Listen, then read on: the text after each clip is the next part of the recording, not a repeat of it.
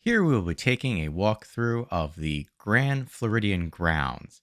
I do apologize in advance as the audio for my camera decided to die right before I was doing this, so I didn't realize that there was no audio for this video, so you will have to listen to me overdub this at a later date and try and remember all the things that I was saying when I was actually taking this video.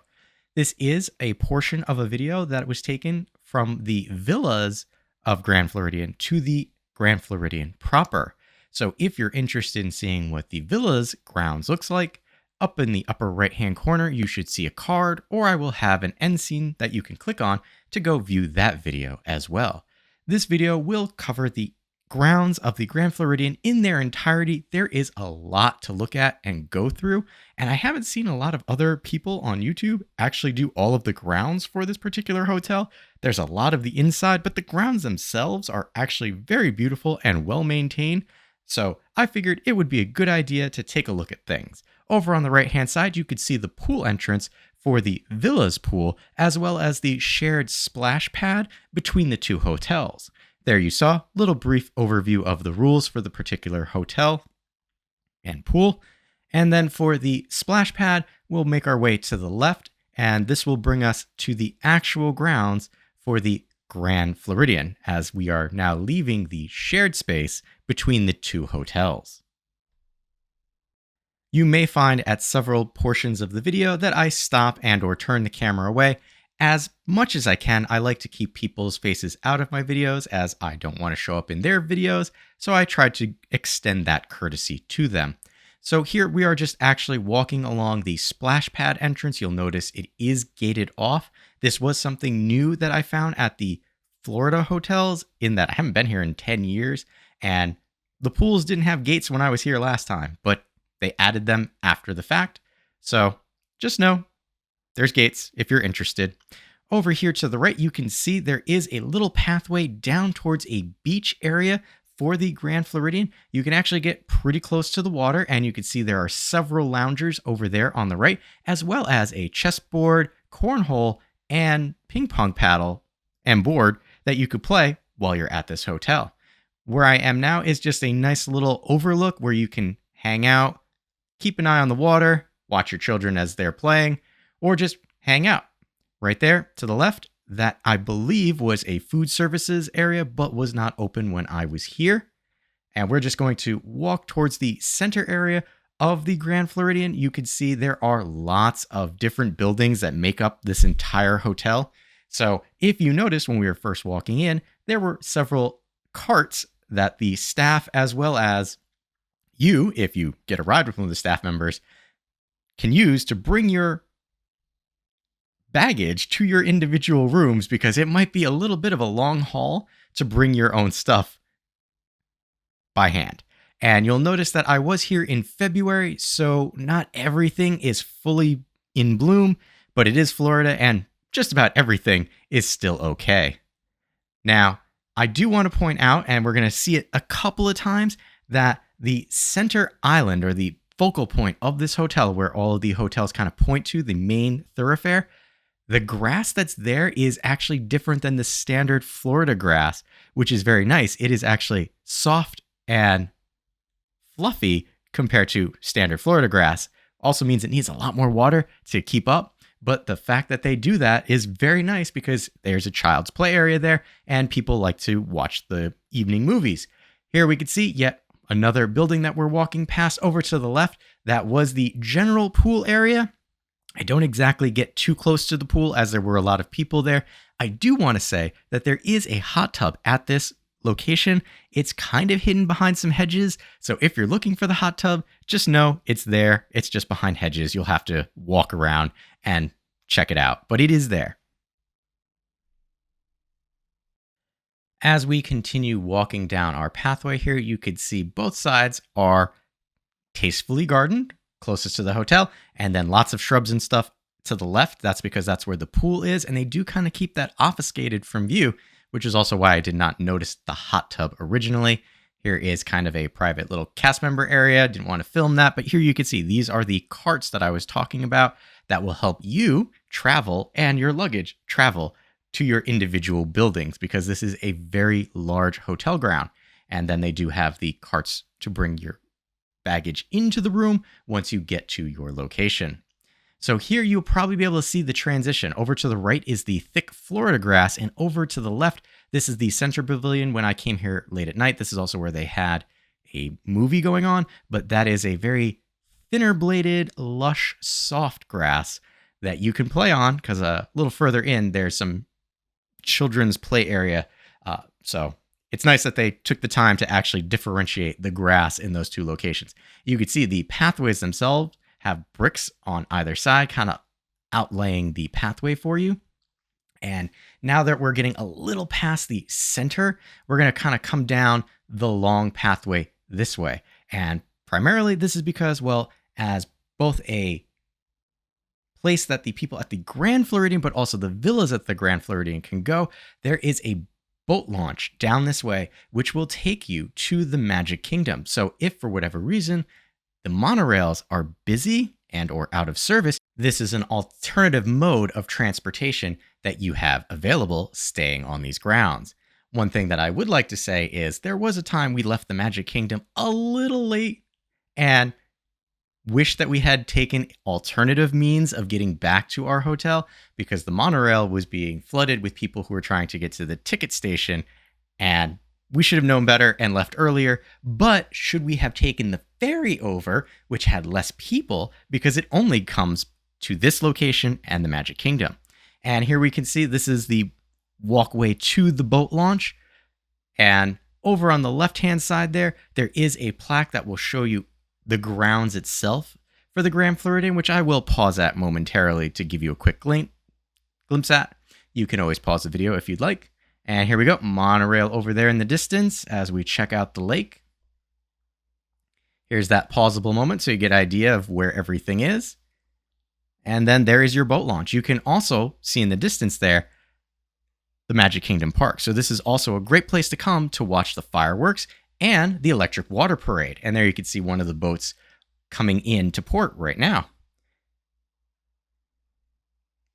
And the Contemporary over in the distance.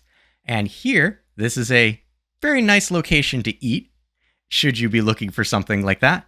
Narcoossee's. I will pause it here so you can take a screenshot and or watch the video and find out what they have to offer. They do have a lot of seafood. I am allergic to seafood, so not a great place for me to eat. But nice that it's there and on property. So if you don't feel like doing some of the quick services and you're looking for more of a sit-down restaurant, great place. And if you can time it right, you could see the fireworks right from there, because you saw it was out into the water, meaning you'd have a great view of the fireworks as they're going off. And here we can see, even though it's February, blue skies in Florida. Have to appreciate that very much. It was also particularly windy when I was filming these, so the fact that my microphone decided not to work might be to your benefit. Even though I had a wind muff on, you could see those plants over on the right-hand side are really moving. So even with the wind muff, it probably would have been really bad audio anyway. So hopefully listening to me point specifics out of this hotel is a good compromise to actually hearing the music and the wind that was here at the hotel.